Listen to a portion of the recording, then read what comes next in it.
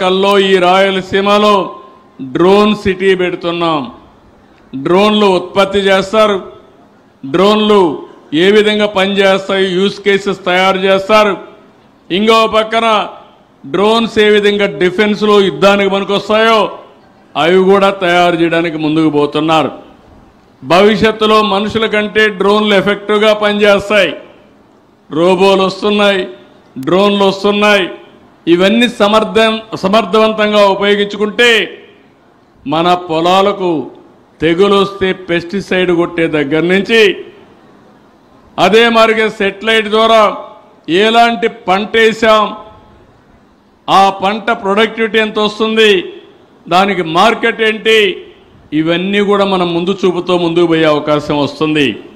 నిన్న మీరు చూశారు, సెటిలైట్ ద్వారా మ్యాపులు తీసాం, ఎక్కడెక్కడ నీళ్లు ఉన్నాయో చూసాం, అధికార యంత్రాంగానికి నేరుగా సమాచారం పంపించాం.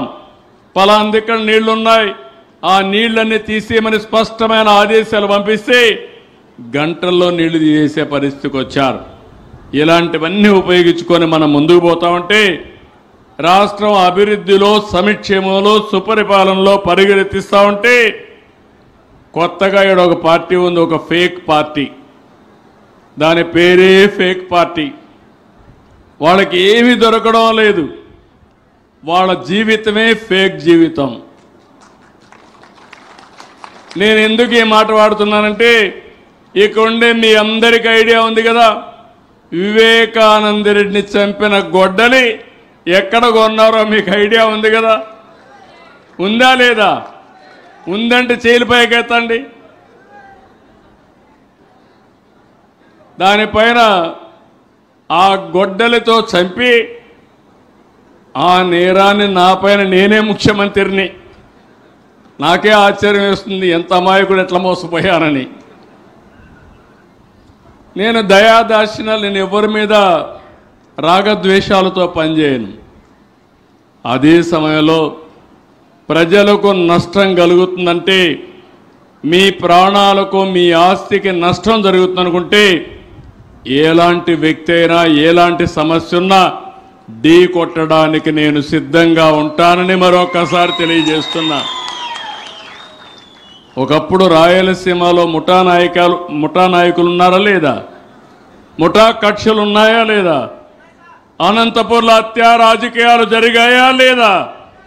జరిగాయా? ఈరోజు జరుగుతున్నాయా? ఈరోజు ముఠాలు పూర్తిగా అణిచివేసిన వ్యక్తిని పార్టీ తెలుగుదేశం పార్టీ అని చెప్పి నేను మీకు తెలియజేస్తున్నా.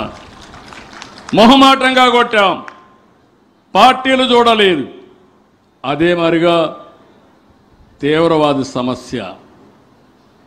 ఆ రోజు నేను ఒకటే చెప్పాను, మీ సిద్ధాంతం కరెక్ట్ కాదు, దీనివల్ల అభివృద్ధి ఆగిపోతుంది, మీరు కూడా జనజీవన స్రవంతికి రండని చెప్పాను. నా మాట ఏం లేదు. ఆ రోజు మీరు చూస్తే హైదరాబాద్ చుట్టుపక్కల తీవ్రవాద సమస్య ఉండేది, గట్టిగా యాక్ట్ చేశాం. కడాన మీరు చూస్తే తిరుపతిలో 2003లో నా మీద 23 క్లెయిమోర్ మైన్స్ బ్లాస్ట్ చేస్తే సాక్షాత్తు వెంకటేశ్వర స్వామి దిగొచ్చి నా ప్రాణం కాపాడాడు తప్ప ఇంకోటి కాదు. ఇది అసాధ్యం.